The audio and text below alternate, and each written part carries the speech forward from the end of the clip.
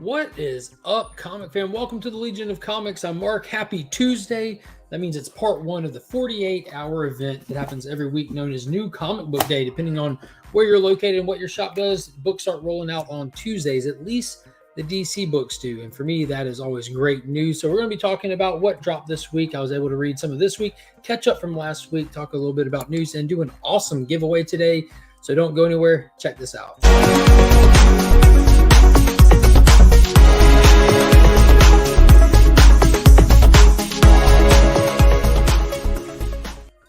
As always, let's say thank you to Big Time Collectibles for sponsoring the channel and the monthly Legion Loot giveaway box. This month's is huge. It's absolutely stacked, and it's themed after Superman. So be sure to check out BigTimeCollectibles.com and scroll down below and hit that join membership button to get in on the action. Also, if you need anything cleaned or pressed, hit up our friend Justin over at Justin's Comics on Instagram for as little as $10 a book. He can take care of you, and he can submit directly to CGC and or CBCS for you. Also, use the promo code WeAreLegion, or just let him know that you found him through the channel and you can get a buy two, get one free special offer that he runs. So that's good news. That's awesome. So let's say hey to some people, see how everyone is doing today. We got Las Crucias already in there. What is going on? Mr. Dale, how are you? Whoop, whoop. Wheelchair Superhero 87, happy new DC day. New comic book day. We are Legion. Hope you're doing good, Kyle. Raider Nation, one of the newer channel members, so glad I found this channel. Hashtag We Are Legion. And the only place I'm willing to give my money to becoming a member. Thanks for Mark, such a great community. Dude, thank you so much. That means a lot. I appreciate it. Appreciate it a whole bunch. Brother John's Comics, what is happening? Look at him throwing the custom channel emojis. That is awesome. I love John. I can't tell people how much I love John. I appreciate anybody that's willing to have spirited debates with me. Let's crew. Hello from New Mexico. Hello from Augusta, Georgia. I'm here for the DC Comics. I am too, Becker. I am too. Jason, what is going on? Southern Comic Geek is in the building. Always fantastic seeing Jason. He's one of the earlier channels that I started watching. And no, he's not doing a lot of content now, but I absolutely love it when he does. Chop and Chop. Afternoon. What is happening, everyone? So I hope everyone's having a good day today. I am. It's a very busy day. Getting geared up for the holiday season. I don't know if it sounds more echoey in here, but I spent like 5 hours yesterday after work clearing more of this room out and moving stuff. We're still getting settled. It's like the final room that we're trying to get settled from moving. And I still have a storage unit full of stuff that I'm hoping later this afternoon, that I'll be able to get to and start thinning it out as well. And start getting the other half of this room set up and then redo all this. This is all just a temporary setup right here. But real quick, I'm going to, because I didn't get to do it this past Sunday, show off the stuff from last Wednesday. I wasn't able to get back to the store last week due to the holiday and my job. So I picked up that TMNT Power Rangers Volume 2. This is the preview book, I guess. But super dope cover. Super dope cover. What is going on? Mad Spidey is in the building. Good morning to you over on the other side of the planet. Mr. Dale, how are they saying hey to Dale? 17 degrees and snowing. I'm not down with the 17 degrees, and I'll be honest with you, I don't even know what snow is anymore. It's like, I don't know, a chilly 75 here or something like that. It's cold in the morning time and warm in the afternoon. You have to pick out 2 outfits for every day right now. Everyone spent all day on the hall. I'm good, Rinks Mark. Good, thanks, Mark. How was your day, sports? Yeah, it's going good. I broke my folding chair in the storage unit. Oh, that's a bummer. You got to get a new one then. So the final issue for Genis Vell, Captain Marvel. This is one of the few Marvel books I picked up just due to Peter David writing it. I like these retros that they've been doing. And to be honest with you, I read the first one and I didn't really dig it. And I'm like, I'm going to pick it up and just read it all in one sitting. But I hate that Starship Hulk is even on it. But good news, I think Donny Cates is off that. 102 of Power Rangers. I'm still 2 issues behind on that. And I keep forgetting to take these off my pool. But at this point, I want to get them all. These best of TMNTs. I don't know how many they're going to do. I guess they're going to go forever and eternity. So that 8 billion genies. There's the other one. 8 billion genies. I don't even know what's what anymore up here in this giant stack of stuff. But so that takes care of all from last week. The rest is all this week, the new DC stuff. So let's bring in My brother from another mother, the co-hostess with the mostest, hailing from the country of Texas. We got Mr. Ryan. What is happening? Right on time. I just knocked out. Dude, I didn't realize how big of a pool I had from last week, the non-DC stuff. Yeah, I saw your IG post. I was like, damn, there was a lot that he still hadn't even picked up. I didn't even realize how much I didn't. So there'll be, if that just adds to the backlog. Right. But we're going to start getting into this week's books. But I did get a couple back issues. So this one came in forever ago. It's an amalgam book, JLX, and it's been in my box for probably 2 months. And I keep forgetting to look at which ones I'm missing because there's 24 of these. There's 2 volumes of 12 that they did. Good Lord. And, I'm missing two random books. You know, they're all just one shots for the most part, different characters, stuff like that. But I couldn't remember if this one I'm missing, so I finally just ended up picking it up. And at the same time, an amalgam trade came into the store, so I ended up picking that up just because this is cool stuff. And I'm going to end up, if I have doubles, I know I have doubles of some already, but if I have more doubles than this will end up going back out to channel members or stuff because that stuff's worth getting your hands on, and a lot of people don't think to chase it down. But when you get it, I mean, it's just fun. It's almost like what we're going to be looking at, like with the composite characters that are coming up at the beginning of the year. Oh, yeah, this one too. Last week, Department of Truth. I think that's it now. Yeah, that's it. I'm into this week now.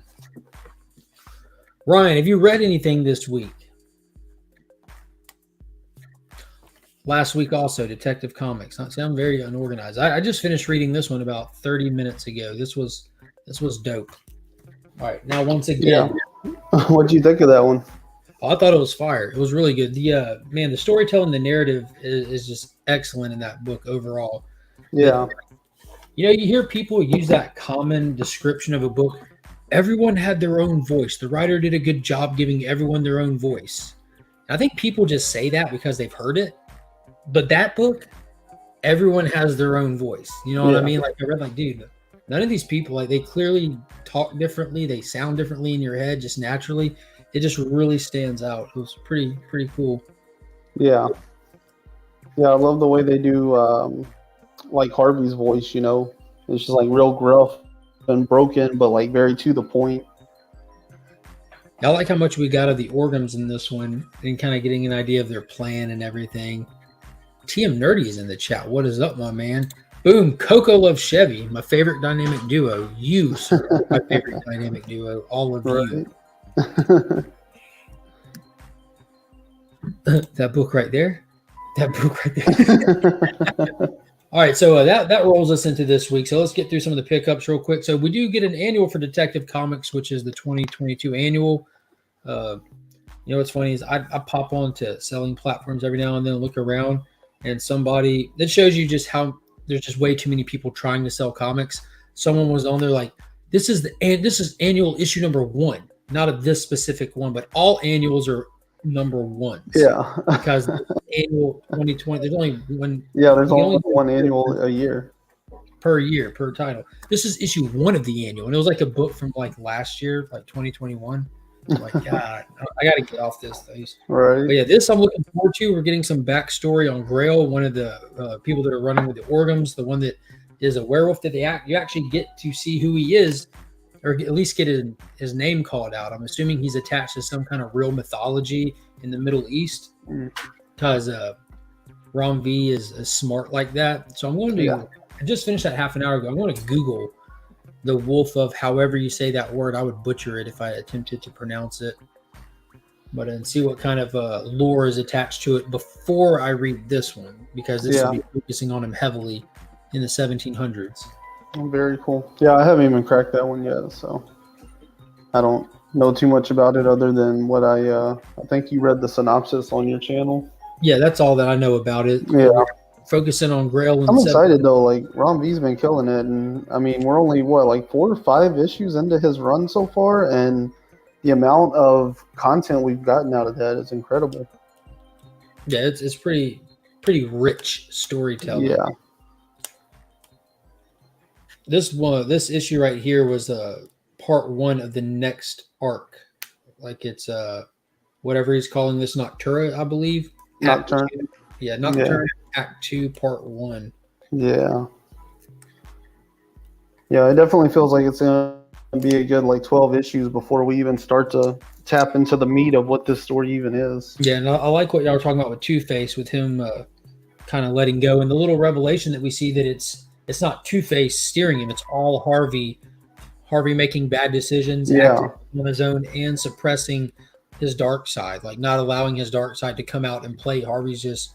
I wonder what his goal is. Like he's making these calculated decisions. What is yeah. on Trev, Tate Which Prime, like puts that Joffrey Castro? Hello, Alan Rue. We got people up in the chat. Hello to right. everybody. Hit that Whenever thumb. that scene opens and Homeboy's like, no, like I didn't know you were back. I didn't know you were back like that. That. Yeah. Like that. I was like, wait, what?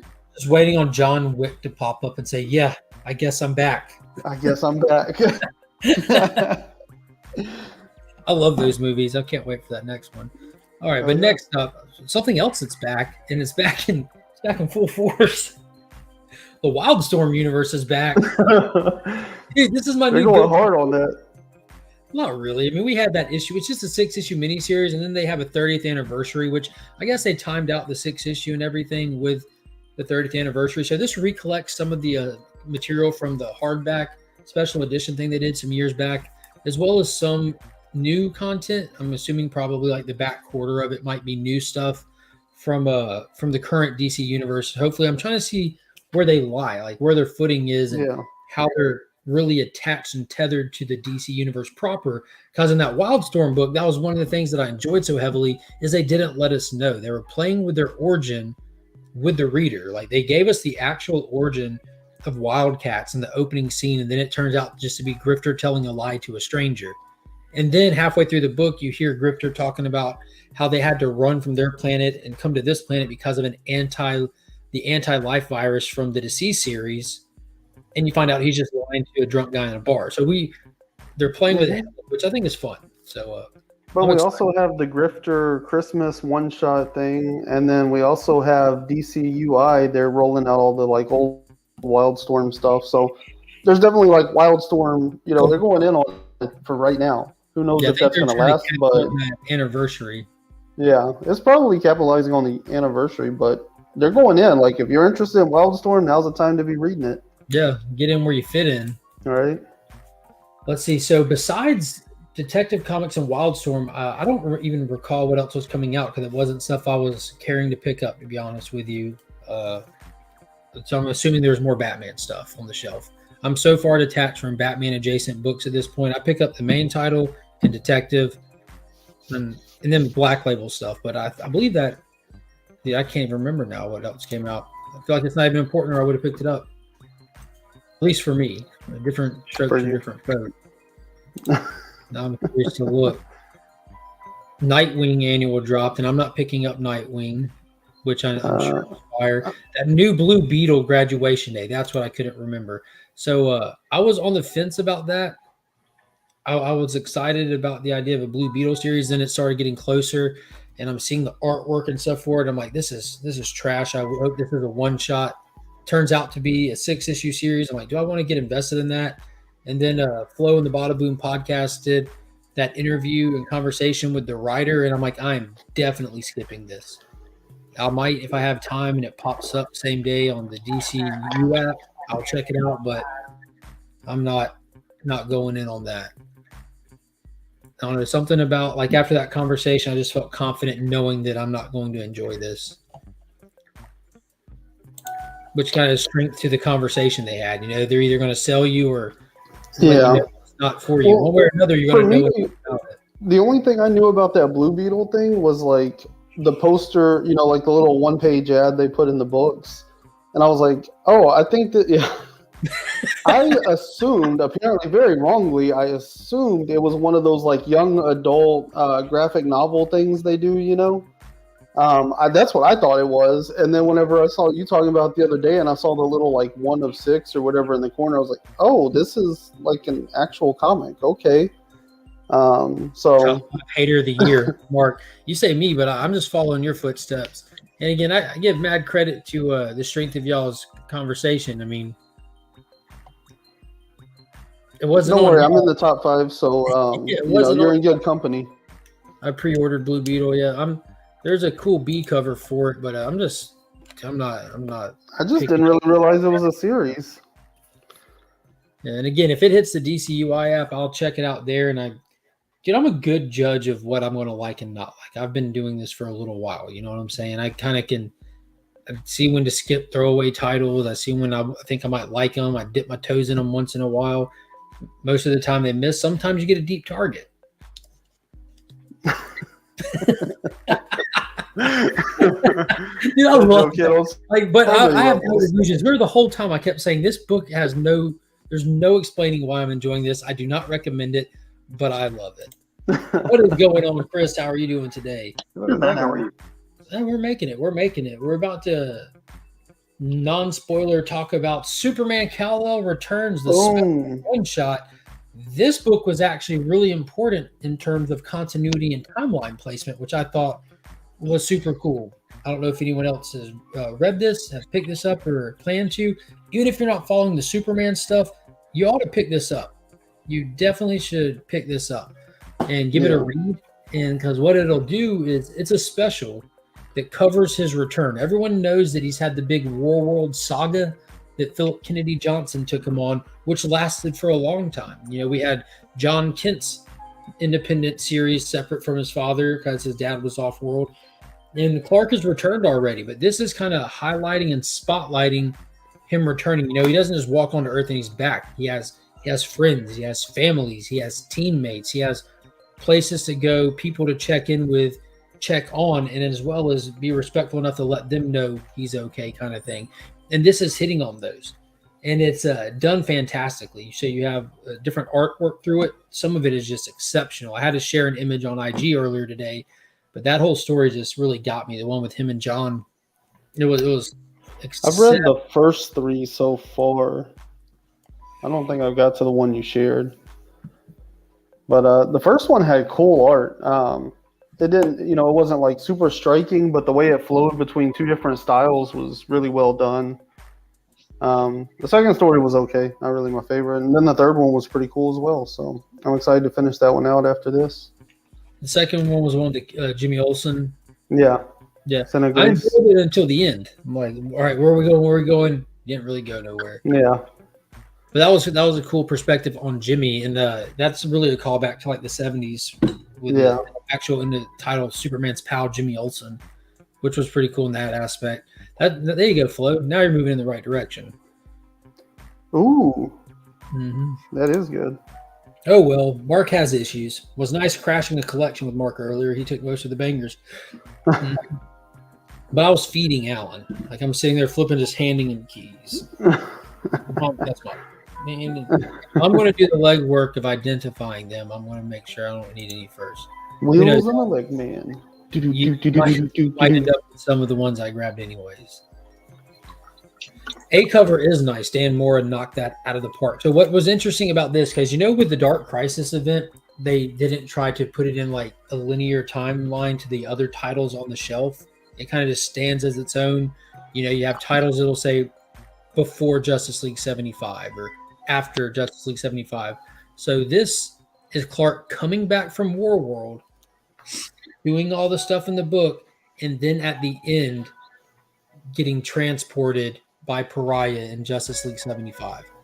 So the actual Justice League, this comes after Justice League 74 and before Justice League 75. And that now timestamps all of the Warworld stuff, all of Superman Son of Kal-El, and puts that all in like parallel tracks with Justice League running up to it.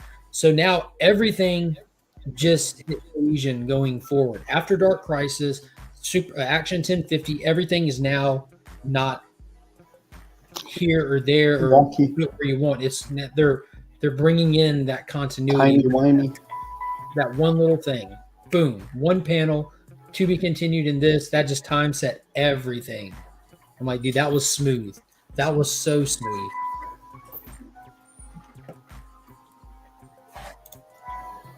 Not to get off topic, but do you have any theory on who Superman's sidekick, aka Boy Thunder, is in World's Finest? I haven't really thought beyond it other than what they've given us. Just an alternate world Bruce Wayne who has abilities that we're seeing with energy explosion that's come to Earth. We do know he's Bruce Wayne, right? If I'm not mistaken. He was Bruce Wayne from his Earth. I don't remember that. He was from Gotham. It was Gotham that got destroyed. Yeah. I think they would kind of know this. I didn't think Wade was doing a like who potentially could this be kind of thing. I thought it was just straightforward Bruce Wayne. Yeah, I thought it was just like an alternate universe take. Yeah. Ryan, did you read all this? Just the No, I've only read the first 3 stories. Was Mr. Nobody in anything that you read? No, well, they said he's like a Doom Patrol villain. Oh, so he was. Did you catch the asterisk? Yeah. Will be seen in World. Yeah, which is kind of like, I mean, that's cool. Don't get me wrong, but like that's the second time that we've read a book where they basically tell us upcoming issues. You know. Mm-hmm. That other one was Monkey Prince. It's a will be seen in Monkey Prince number 10. But I think another thing with World's Finest is it's not, that book is intended to not be at any specific time and place where they're telling stories throughout just wherever so they can play with stuff. We did towards the end, he mentioned it, but mainly Superman and traveling to Matt's.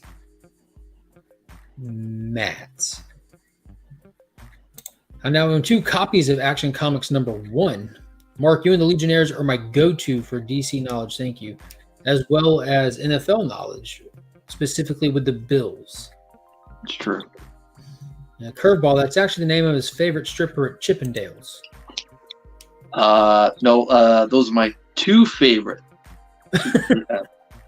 There's 2 Bills. This is what I live my life for, just to pay my bills. I have to remind myself daily. Yeah, it's a visual reminder. This is how I get through my day. Bills. I don't want to go to work today. Oh yeah, that's right. I got bills. Yeah, I have bills. Damn it. That's fantastic. Okay, what I miss? We're talking about the usefulness of shirts like that. So Flo just brought us to our next comic. The next one of the day is the last one that I picked up from DC today. This was my blind pick going into the week on 2 cool guys, 2 hot picks.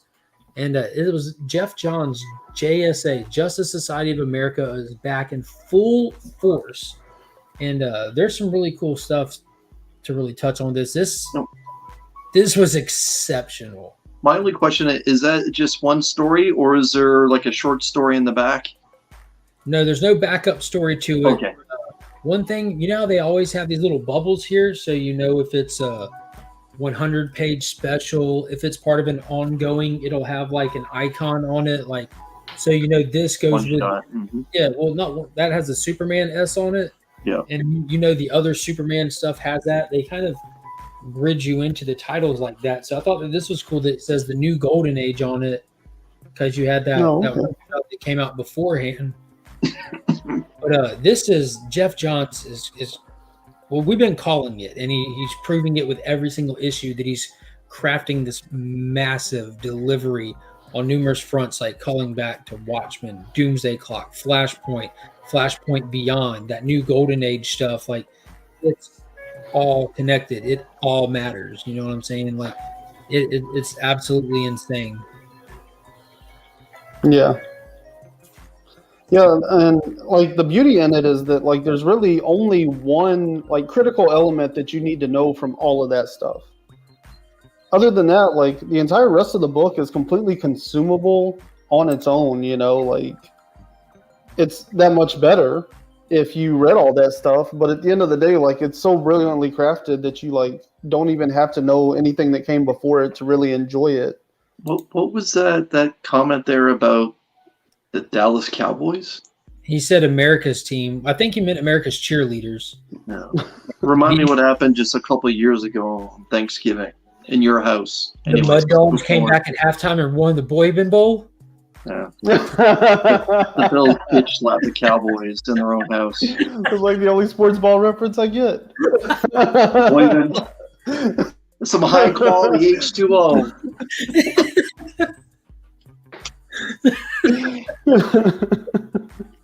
Oh my god. Can't wait till you see what I tagged you in on IG, Mark. I can't either, so I'll go there now. What did you tag me on IG this week? Since we can't see where you like I don't see it. What do you think of Justice Society of America, Ron, without getting into spoilers? I thought it was incredible. I mean, it's one of those things like the timing couldn't be more perfect, right? I was like, oh, this is cool. Like, let me just read everything Jeff Johns has done for the last like 20 years. Technically 18 years, I know, but to go back and read all of that, and then I mean, literally stuff I read this morning was relevant to what happens in the book today. You know, I was just like, this is insane. Like, and then to have that response, you know, like as these things are just like happening, you know, you're like, oh my God, this is that thing. Oh, this is that thing, and this is that thing, you know, and the way it's all put together, like it's an incredible issue. Flo's over here going from 100 something subscribers to 600 in a week. That's impressive. Yeah, I know. 200 subscriber giveaway, and I look at his count. I'm like, what's that say? 641 like, or 541? Like, a little late to the party. Yeah, we're doing a 200 subscriber push 1 week later. We're closing in at 600. He's gonna have like a 300, 400, 500, 600 giveaway all in the same night. Yeah, man, those paid promotional pushes really get you there. At 600 subs, we will give away everything to Becker proper. I like that. Cook, I am so sorry what the 49. There's so much. I'm gonna let y'all have that in the chat. Yeah, I don't even know what they're talking about at this point. Is this about the water boy again? So yeah, Chris, you read the Stargirl. I know you read that one. Not a fan of the art. You enjoyed the story just fine. I know you're not. The story was more. The story was better than fine. Let's be honest. I'm very captivated to see what they're going to do, how they're going to reintroduce these sidekicks that were, you know, that what we're talking about 70, 80 years old at this point, and how they're going to try, which ones are going to come in, which one are actually real, which ones could be, I don't know, like false pseudonyms of themselves. Who knows? But again, the artwork wasn't necessarily for me, but the story is there to the point where I'm not going to be hypercritical of it, because there are stories that I really enjoy, and the artwork is almost that pales compared to that. So that's almost a non-issue for me. I will be picking up issue number 2, and I wasn't sure that I was going to pick up issue number 2, like just looking at knowing a little bit of the idea of it and where it's moving forward to. But yeah, Stargirl is not a character that I'm all that familiar with. I don't watch a TV show. I don't know how close she is to what's in the comics at this point. However, it was good. Spot on. Good. Spot on. Yeah, yes. And her voice in the comic immediately sounded like Brecken in my head, because that's how damn good that show is to all the characters involved. That's why it's so good. That's why it can be like campy, cheesy, intentionally feeling like it's kind of like a retro thing, trying to lean into like Golden Ages tropes, because it's flawlessly executed. And I think I talked about. I mentioned this when the four of us were together last weekend. It might be a Stargirl on the title, but it wasn't necessarily her book. Like there was a few different plot lines that were laid out right away. And I'm not going to say she was a secondary character in her book, but all the other stories I found just as interesting, and she wasn't a part of those threads that were being crafted. It was a good book. It's good. And I didn't think I'd like it as much as I did. I want some Legion edibles.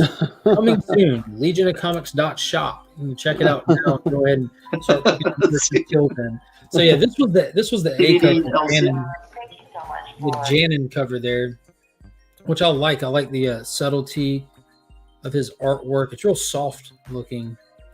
But if you read the Golden Age, the new Golden Era one shot, you know that there's this character who we don't know who it is, traveling throughout time, slaughtering the JSA.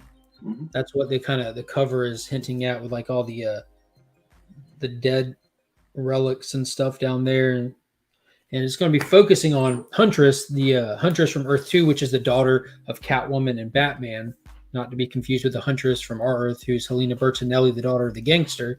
But I did pick up that Alan Scott B cover. I love that he's getting some good covers here. He's been getting some love lately. Hell yes. The greatest Green Lantern there ever was. Which it's fun to say because he's not associated with the Corps at all. Then you can say, my favorite Corps member is Hal Jordan. And then I had to pick up that foil out of its mind, embossed, and this is the 90s Rewind one, and I absolutely love this. It's ridiculously cool, and I'm heartbroken at the same time because when they first showed this cover, it was before they announced the foiled embossed stuff, and they showed it to you in full color, which I really, really wanted that because I love the 90s stuff. Like Alan Scott was Sentinel. It wasn't Dr. Fate. It was just Fate without the helm and with the Ankh tattoo on his eye. So the character designs are just that different. And now we don't see him in all their glory. But it's still ridiculously cool. This has probably been my favorite embossed one they've done yet. I like how the trade dress is behind it. And I'm going to be giving one of these away. I did pick up a second one to do for today's giveaway.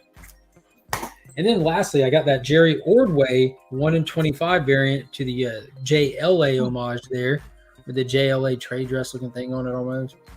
But yeah, that's absolutely wicked. Yeah, the Power Girl stuff were not. Her variant covers were nice too. Like they weren't over the top the way they have been in the past, but I thought they were good. The Wildstorm. The Wildstorm #1, or I guess the Wildstorm one shot. Its B cover I thought was candidate for cover of the week. It was really nice. That the one with Zealot? Yes. Yeah, I picked that one up and I'm like, dude, I got to go with the one with Zealot and Grifter on it. This is the Jim Lee cover. Like, it's his baby. Yeah, that Zealot one was ridiculously nice. Yeah. All those JSA covers are gorgeous. So hard to choose on my budget. Yeah, mine as well. I actually paid at the shop today with PayPal. Just use my PayPal account. Man, I need to win today. Let me see if I can find something you would like. Hi to everyone in here. Hello, Kenneth Bird. How are you doing today? Yeah, the Ordway is fire. Well, I want to win, but if I don't, I'm pulling for you. So what else is new with you guys? What's going on? What's happening?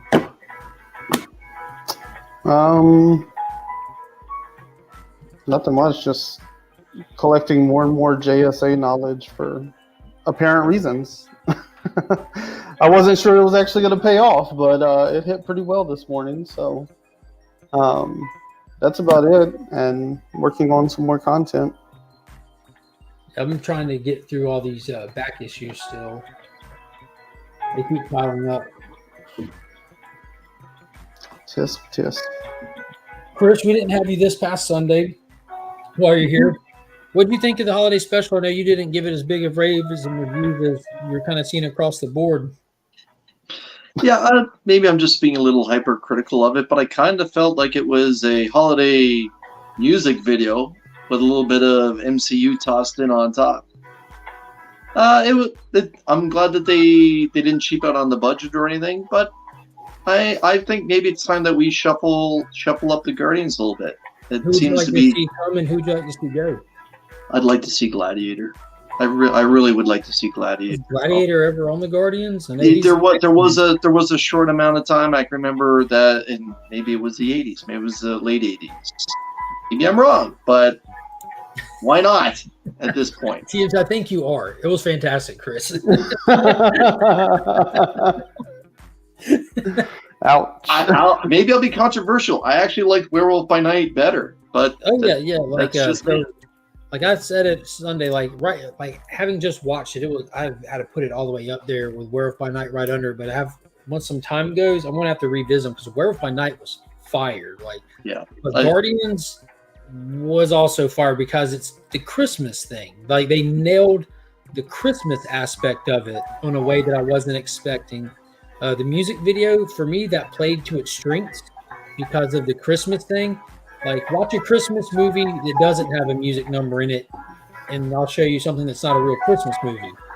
Well, and how well tied music has been in the Guardians franchise in general. You know, like it would have felt out of place if they had done it with a lot of their other properties. The fact that they did it with Guardians, like it totally just lines up perfectly.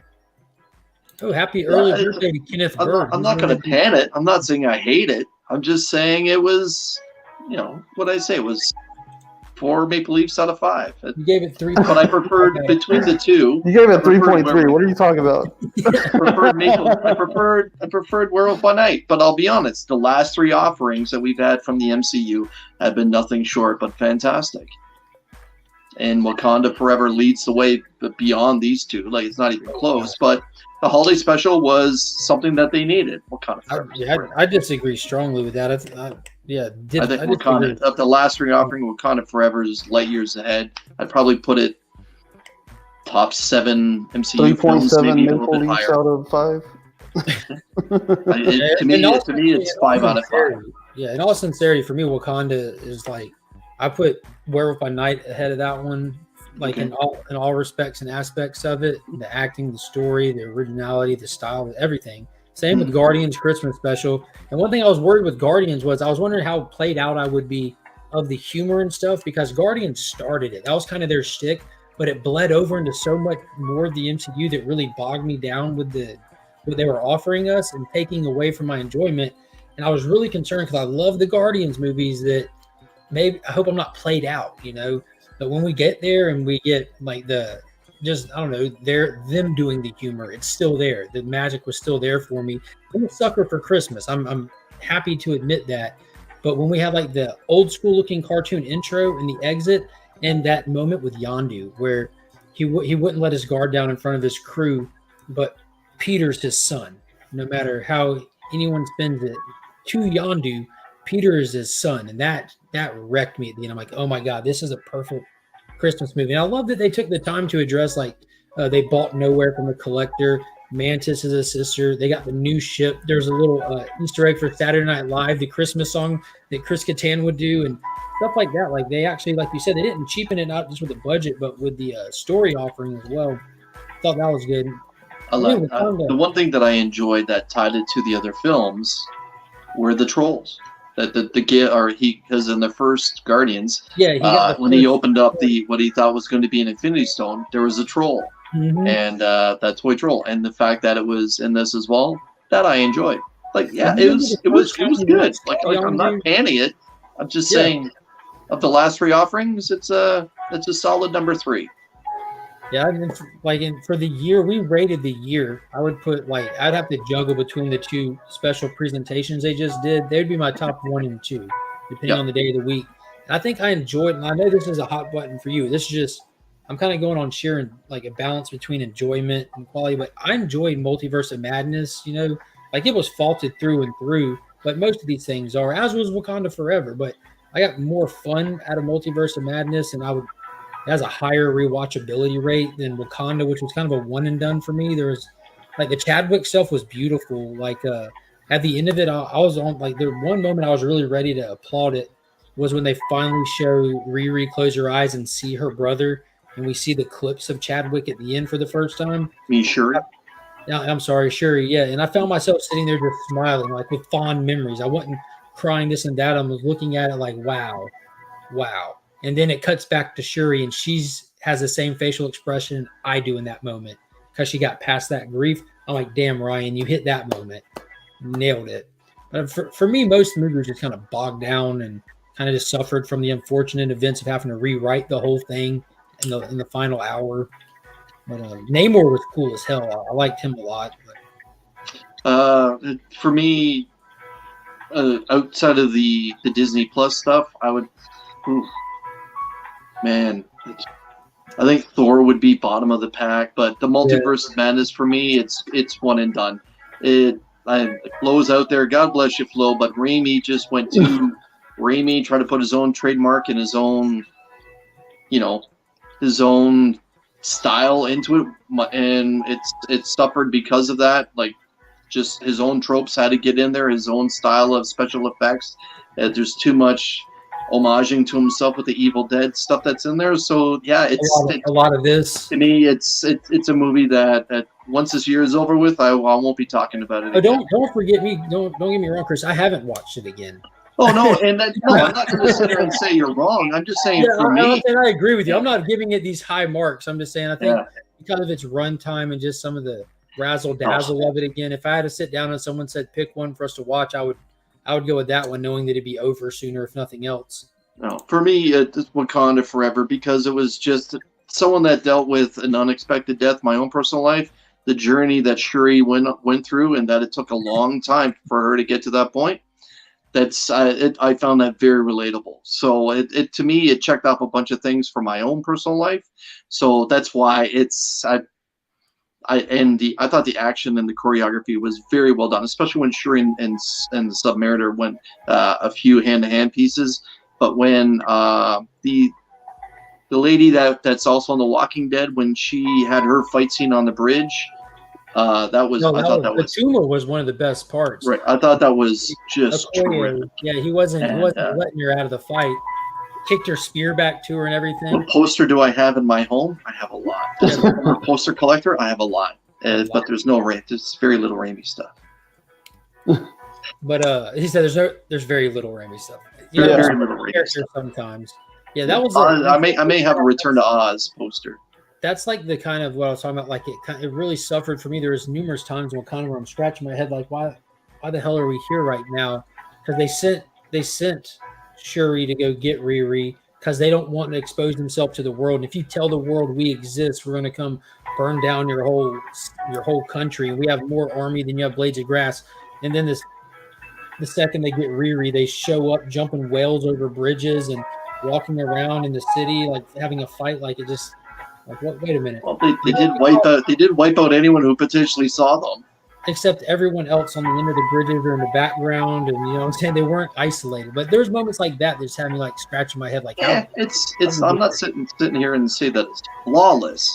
Yeah, same with Guardians. Like, but the Winter Soldier wasn't flawless, and I think we would all agree it's arguably number one of all the MCU. Blasphemy! It was flawless. What are you talking about? So to that point, like I'm fine with the movie having flaws, and like I was watching them in Guardians, and that's kind of where I want to go with this. Like if movies are flawed, like Black Adam flawed, Guardians Holiday Special flawed, they had to throw Mantis over a gate, and then within 5 minutes she's leaping like hurdles. So that actually made me chuckle a little bit. I'm like, dude, like so like there's definitely plot holes and flaws and stuff, but if it's moving and it's fun and everything, and you're just kind of really invested, it shows me where my investment level in the film is when I stop and say, why is that happening, opposed to just still like fully engaged. Like when they brought in the whales with all the big bombs and blew up the ship that came to attack Atlantis in the middle of the ocean for some reason, the ship goes to tip, and then like the next scene they're like, we got to get back, the ship's catastrophic, we have to go save them. Then we're just right back to where we were, just everyone's just fighting on it. Like I thought the ship was going down. I thought this was Titanic 2.0. I was ready for that. It listed for me. It listed, yeah, it did. That's a technical term. The little things like that. None of it like I really take too much away from it or anything, but it just showed me where my investment level was, I think. Namor. If that's something you want to hold on to, okay. That's like me holding on to, well, as being someone from whose family's from Atlantic Canada, the iceberg that hit the Titanic in that film was nowhere tall enough to what it actually should be and what's out there even today in today's society with global warming. It was way too short. But anyways, that's neither here nor there. The ship sank, and that was the story. So are you like a Titanic conspiracy theorist? Oh, I did. It breaks my heart when I hear some of those conspiracy theories that Captain Smith sank that ship on purpose. Like, yeah, those ones I don't try to get into. Sounds like elevator music. I think we're going up. Sounds like we're on hold. But no, I've said on your channel numerous times, Wakanda Forever is the movie that needs to salvage what the MCU has done with this most recent film, and I think it did, and I think it salvaged it perfectly. Yeah, the iceberg is up 1-0 on the one true Canadian in the movie.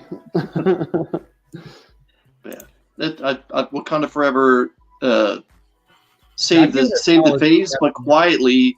Werewolf by Night delivered before Wakanda Forever even showed up, and that was, I'm not going to say it was more than enough for me, but it gave me greater hope for Wakanda Forever, and then Guardians again. It was a fun ride. It was a good way to close off the phase.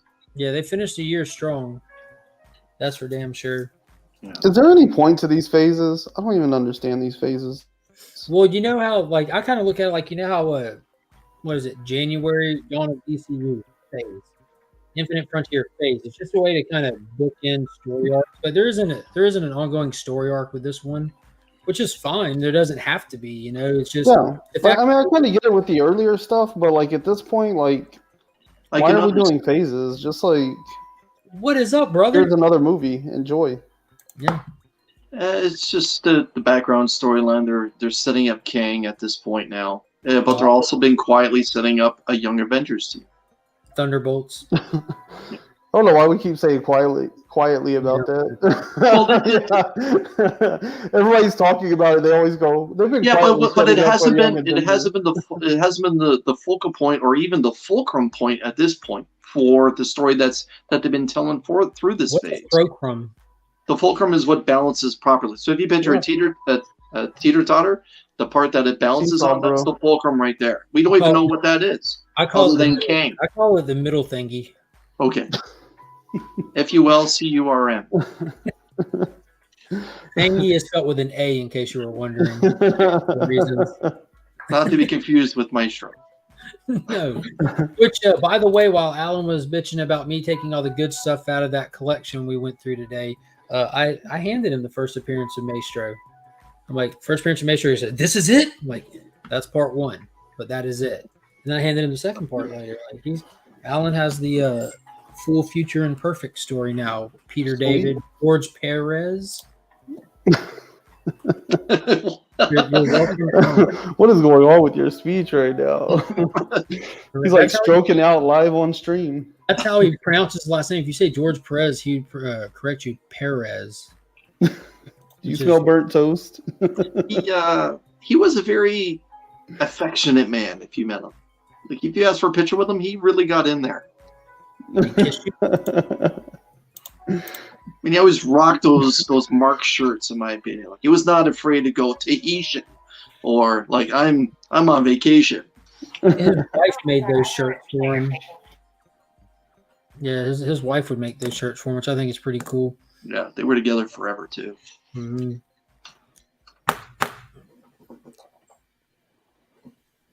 Chris, did you see this? You saw this. I showed you this, right?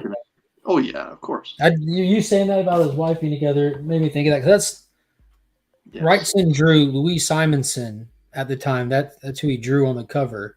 You know, Walt Simonson's wife. That's not just a random drawing of a lady. That's Louise Simonson. And you know what Louise Simonson is most famous for? You tell me. Killing Superman. That's rude. Every year, let's just kill him. Let's just kill him. Let's just kill him. Until she finally got away and she killed poor Kal-El. That's pretty rough.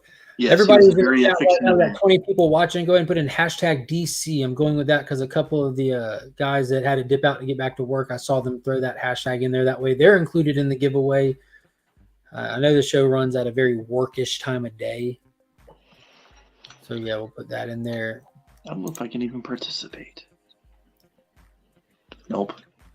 I'll put it in there, and if I win, that's for Comic Vet. I don't need 2 copies, so I just put hashtag DC in there. So that's the Comic Vets right there, since he's on a mobile device. I'm on my phone. Yep. Because I know Dale was in here but had to get back to work, and there's one other person I saw say goodbye, and I noticed both of them put hashtag DC, so that's what we're going to do. Don't want people to be left out. The last couple of weeks, I made sure to mention it a couple of times through the show because I know everybody can't stay. You never know how long these are going to go either. Man, what are you looking forward to this week, Chris? DC, Marvel, Indie, no matter what. Well, I'll tell you what I was looking forward to. They got you good. I was looking at ads for it from books for this week. Yeah. Yeah. It's heartbreaking. I gotta admit. You sent me that link, and I'm like, that can't be right. What's the date on this? Sure enough, but Waller versus Wildstorm, which was my hot pick. I was like, I've been waiting on this one since they pushed it back originally from earlier this year. So you know what's funny about that? If that were to be coming out this week, it would have been. I probably would have mentioned it in passing, like I did Superman. Yeah, Evan Narcisse and Spencer Ackerman with Eric Battle handling the interiors. And Jorge Fornes covers. Right. And just the whole idea of Jackson King and Adeline Kane realizing quietly that We have a young woman coming up here. I was so excited for it. I couldn't believe Mark didn't make the pick and everything. I'm like, Mark just left that one out there for me. Oh, God bless him. He knows I love Amanda Waller. No, I don't. I don't leave Suicide Squad stuff just laying on the ground. And anyways, I was looking so forward to that one. I got to admit. And then once we found out that this Black Label, again, I hope that those two writers have as much freedom as what they want when it comes to that Cold War story that they're crafting. I hope that they just go crazy with it. But when that one knocked the wind out of my sails, there's not much meat left on the bone for stuff that I normally read. But maybe I guess it's gonna. I'm kind of curious about the Detective Comics annual. Yeah, I think it's going to be pretty cool that we're getting to do the little 1700s thing with it. I like the fact that it seems like it's going to be super relevant to the story because a lot of times those things are just they're just one-offs. Yeah, but when like what Philip Kennedy Johnson did with that last action where we got like the Mongol's origin and everything, that was dope. That was really tied in very well to War World. Yeah. And so many people we got in here. Got 19 people in the giveaway, 24 are watching. That's almost everybody. We'll give it another couple of seconds. Give it another couple seconds here. Hashtag DC. Try not to misspell it. Hashtag DC. It is affiliated with your nation's capital too. And after we do this, I'm going to show off what's going to be in the Legion loot box one more time, just because this is a big one. I'm very excited for it. Very, very proud of it. So let's go ahead and spin this. Yes, sir. I was going to say, before you spin it, did you get through the last issue of DC versus Vampires yet? No. Remember, I'm living on a 1 month behind basis thing. Okay, so you haven't read issue 11. Okay, well, fire it up then. I won't spoil it for you. I think I have an all-out war to read as well, like as a regular issue to catch up on now. The all-out war was pretty good. That's a very Marvel-centric story with Mary versus Billy. But DC versus Vampire issue 11 is setting up. We only have one hope, and you know who she is. Especially on the.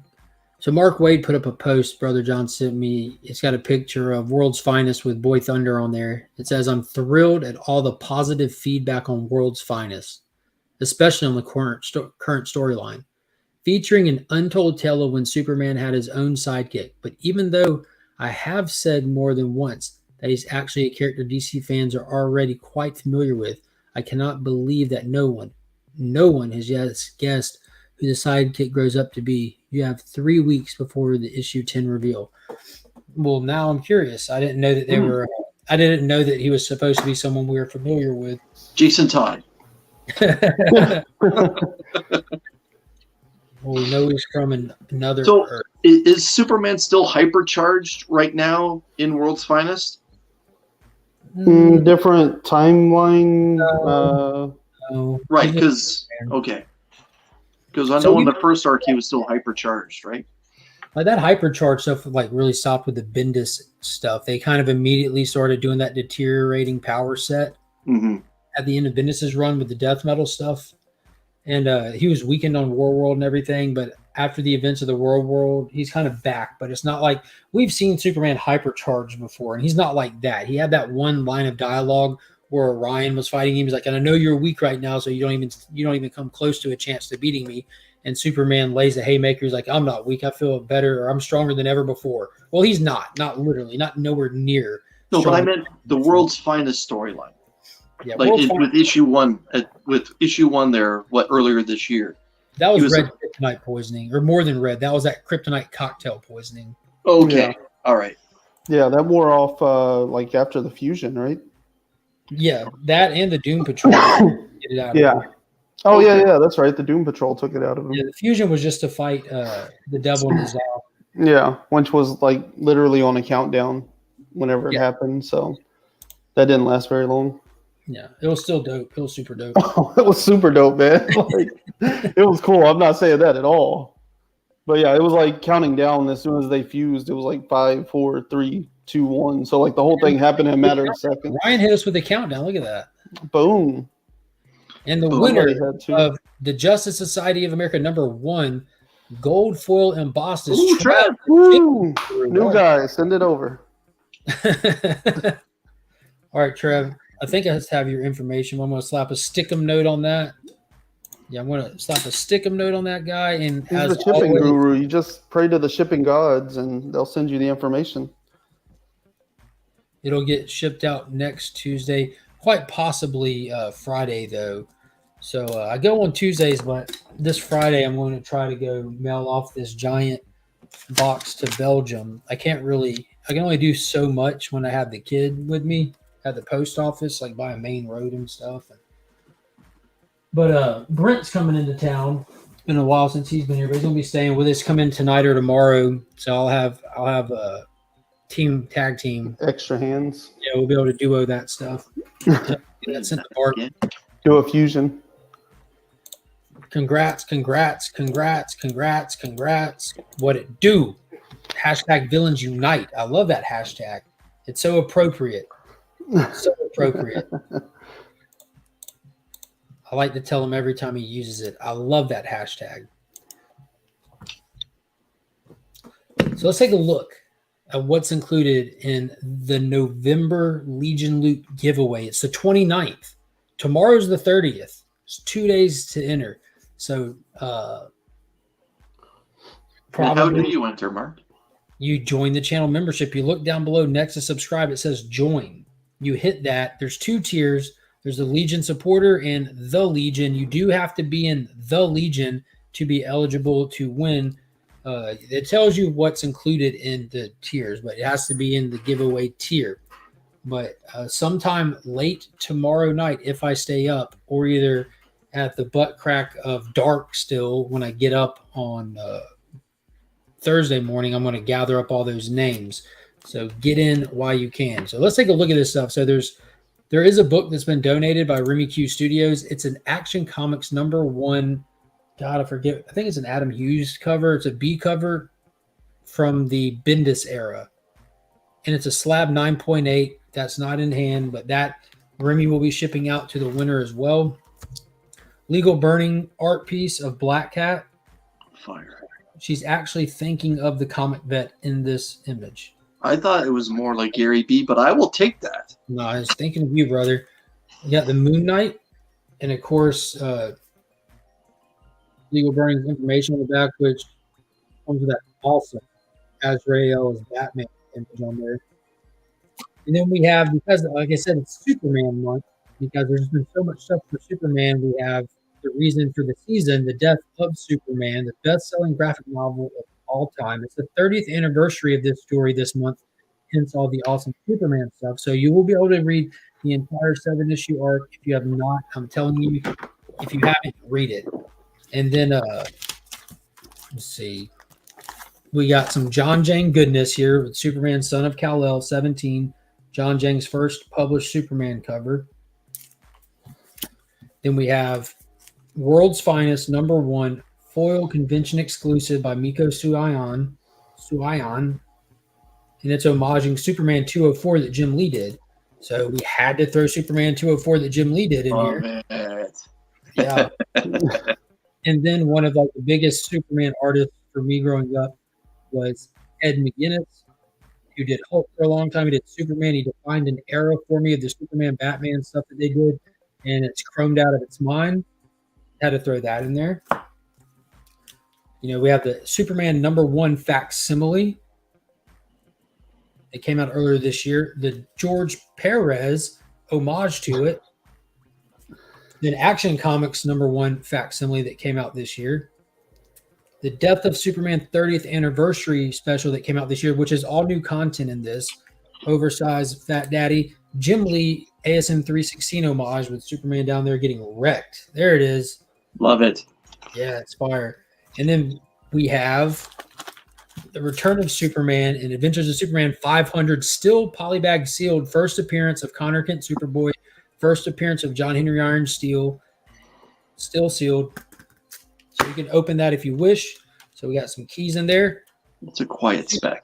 Superman, Man of Steel, #18, the first appearance of Doomsday. the guest of honor to this month. How many copies of that book do you own? I own a lot. Yeah. Yeah. A lot. Yeah. He's driving the market. Yeah. So, there's a direct and a newsstand of the first, second, and third print. Then there's the DC Universe logo variant. I don't have the DC Universe logo variant yet, but I'm gonna keep going until I get it. And when you see it, you just say, "I'm gonna buy it," and you pull it out. It's like a lottery ticket. Oh, it's not a logo variant. I'm still getting it. Were those the ones that came out in like the multi-pack? What, these? No, the DC Universe version of that. I'll be honest with you. I don't know like those variants. I need to do a little research on that because I do have I think maybe they came out in those multi-packs. I've got DC logo variants and stuff. Like here's Superman special number 1 from '96 when they get married in the DC logo variant. Which, if you see that on a DC book, get it. Get it. Doesn't matter what the book is. Get it. They're almost guaranteed short printed. Yeah. If you see what? The DC Universe logo. In the where the I was on another UPC. page, my bad. Yeah, where the UPC is normally, or the barcode.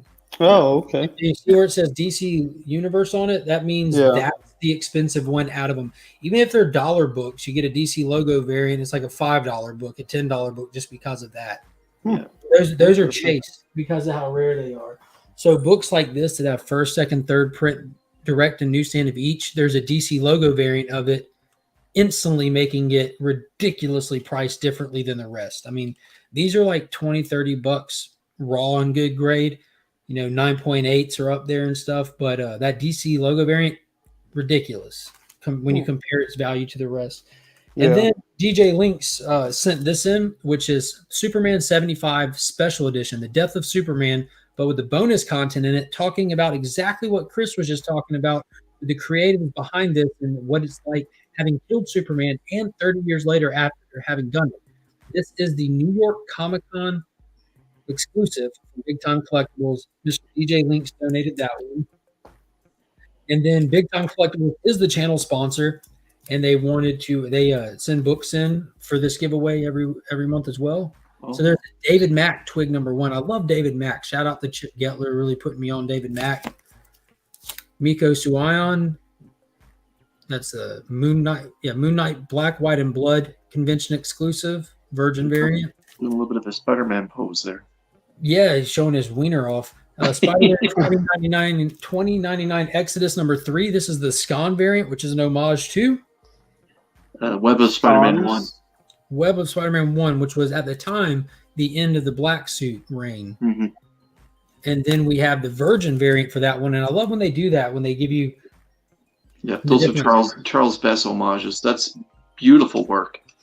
So if that wasn't enough, knowing that you get that Superman 1 Adam Hughes slab in there, the big kicker is Superman 75, The Death of Superman. Everyone knows it came in a black poly bag. Like that's where those foil ones homaging. Well, what was inside of it is this right here. Tombstone. In a CGC 9.8, here lies Earth's greatest hero. So these are actually not everywhere all the time. But that's what's going to be in it right there. Love it. Yeah, so it's the best box so far. Not even close. Knocking on my door. I'm going to let you talk for a minute. Welcome, Papa Wheelie. Welcome, new member. Awesome. Woo! I don't know. What does Mark do? Became a YouTube member. All right. Yeah. So what non-DC books are you excited for this week? Well, there's not much. Yeah, it's pretty empty week across the board. I get that this is we get an extra week in this month, so the publishers didn't really set that much up for it. DC, I guess, forecasted it. There's a couple annuals coming out. There's a Detective annual, and Nightwing has an annual. Image has a little bit of stuff coming out, but yeah, it's a week from Marvel. There's no Spider titles that I'm aware of other than the children's edition Peter Parker Miles Morales that is just starting up like a Spider-Man and His Amazing Friends kind of book. But it's good. I think my pull list has 5 or 6 books on it. Real quick, I don't want to cheapen this because that was Monkey knocking at the door. Thank you so much. We got Papa Willie has joined the channel membership. Big shout out. Oh, no, we celebrated without you. Oh, yeah. I want to celebrate. Ryan went right crazy over it. I'm gonna celebrate. So Papa Willie has an awesome channel as well. He has a lot of sells and stuff over there. So be sure to give him a follow. Papa Willie, DM me. I DM with you already, but shoot me your address on Instagram and I'll send you out a welcome packet. I like to send out to all the new channel members. So definitely wanted to make sure I got that in there. Yeah, I didn't want to cheapen his joining because it's got flu shots and ice cream because the flu is dropping like flies down here in the southeast right now. It's rough. Superman most valuable variant is the one with the DC logo. Absolutely. Margo, I want to start an ongoing series in DC. New to DC, where do I start? This right here. Came out this week. Grab this and just expand from there. Right. This is perfect because it has the whole what Superman's been up to for the past 2 years in a synopsis like that. And we know ongoing. That's a one shot. No, it's a one shot that's in the midst of the ongoing stuff. You know, it's like the Superman and Action Comics been bouncing back and forth. This is just a catch up. Here's Superman's back. Action Comics 1050s next. If you want an ongoing, start with Nightwing. Oh, wow, that's a good one. It's real subtle, real small. Yeah, that would be a really good starting point. And you can start at what is it, like 78 or something? Start with the next issue because the story is finished. Oh, that's true. Yeah, they kind of just broke it up. Next issue is a brand new arc. Yeah. The podcast is going to be sponsored, so you tell Nelson to get in on the Blue Beetle wave.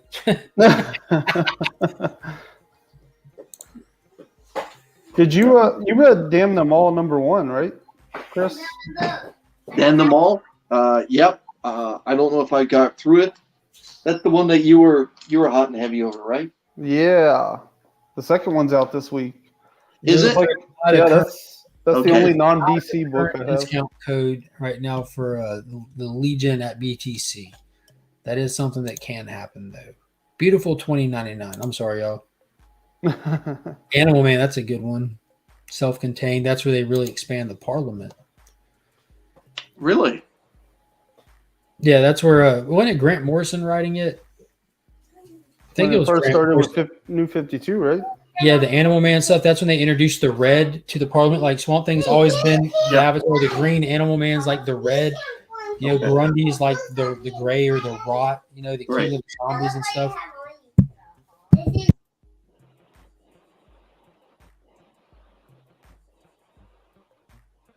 Yes, I think the villains might be better than the heroes, to be honest. Timeless? Is that what you're talking about? Yeah, the timeless stuff.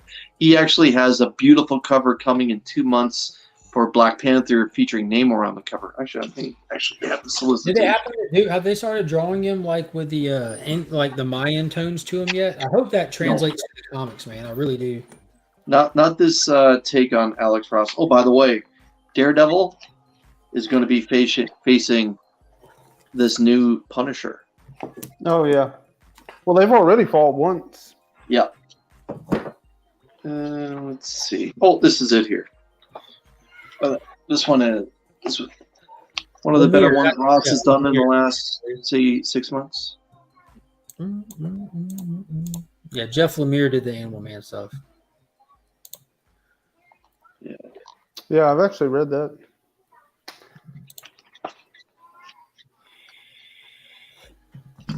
What was he wrapped in? Namor? Yeah, Namor. The Wakandan flag. Not Nice. more.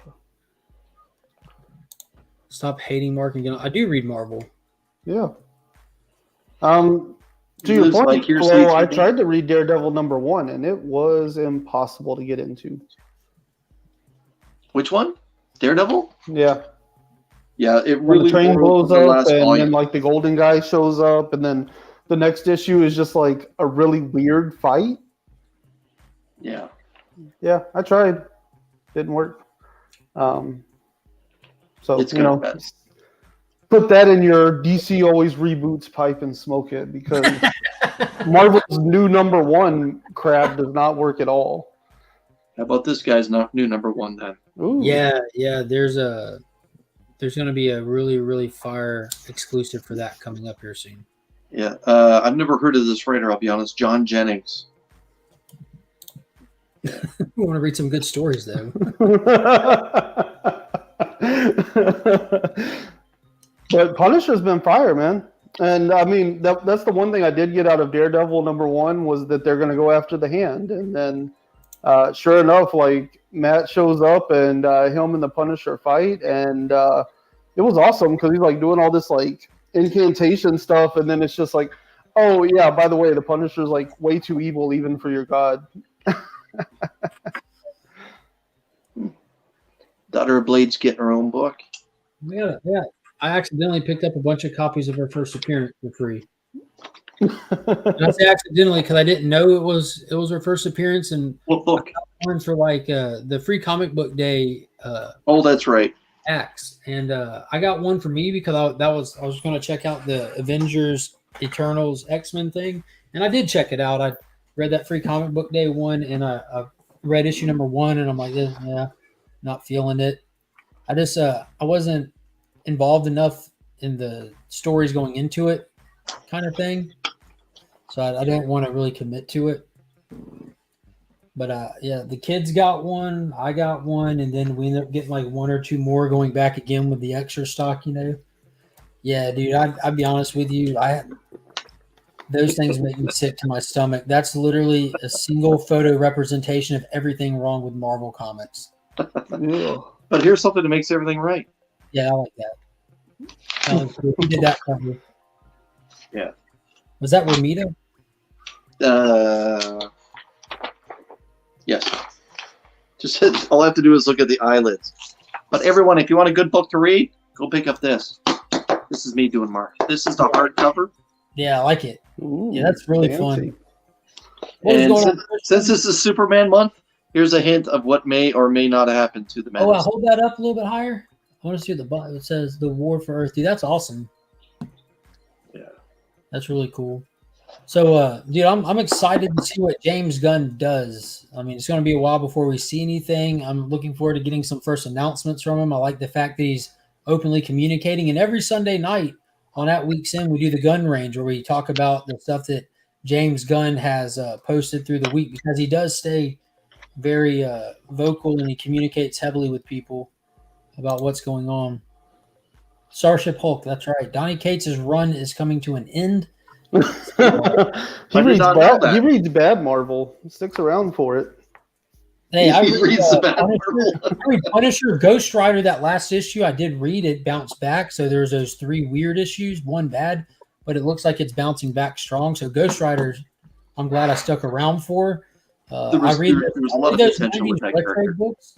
Yeah, I read the hell out of those 90s retro books. I think I picked up all of those that came out. All the Maestro books. The Silver Surfer Rebirth was fun. I got that Marvel, the Genis books, Genis Vell, Captain Marvel. And that just wrapped up, so I'm going to go and just read those all as one now. Yeah, I love the Marvel characters. I just have to find stuff that I'm into that I have time to. It's really a time constraint thing. It's me having to pick and choose. You can't buy everything that you want. I'm just more invested in the DC universe. It just happened naturally. I know people look down on #1s, but if Marvel asks me if I wanted 50 variant covers and a renumbering on my new story, I would say yes. That's fair. That's super fair. Yeah, that's a good point, too. Every time they do that new #1, they get a lot of sales from these shops doing exclusives and stuff. The only difference is Marvel relaunches a volume and DC just gives Batman a new miniseries. Yeah. But they put it on that's the only difference here. It's the same thing. All the DC fans go and buy up every new Batman #1 miniseries. And they're kind of Marvel just keeps relaunching Spider-Man. And in some cases, Daredevil. Yeah, I think they're definitely petering out of the Batman stuff. Yeah. You would think Marvel would like catch on and just be like, you know what? Spider-Man is in all titles now. He kind of is. Yeah. Yeah. Well, guys, I'm about to hop off here. Go. The kids are out. The kids are home. They're out back playing. I want some of that. I'll go out there and go play. Get ready to load them up and go to the storage unit and go get some stuff in the house over here. I appreciate y'all hopping on, Chris. I love your face. I miss your smell, your touch, all that. I've been learning to follow football, at least the schedule of when the Bills play. Hedge my bets on if I get to spend quality time with you. Good news, they played this Thursday. Yeah, I know. Who do they play? Not going to be on Steve's I don't channel? look at who they play. I remember last week they didn't play on Sunday either. I literally check now. I check to see if you're coming. And then I check again to see if they won or lost to see if you're coming. What kind of mood I'd be in? I'm really testing that theory. If they don't win, you don't show. You're 2 for 2 right now. Chris is hiding in a pillow of tears. Okay. I might be Canadian, but I'm pro-American. Well, I appreciate y'all hopping on. Thank you to everybody in the chat. Thank you again to Papa Willie for joining the channel membership. If you're out there, if you haven't joined yet, you're running out of precious time to get on this month's Legion Loot Box. And if you don't get on it, don't worry. Next month's going to be fire as well. This one is big. Great show. Thank But you do so much. worry and get in. Yeah, everyone get in. Everyone get in. Until next time, as always, I'm Mark, but we are Legion.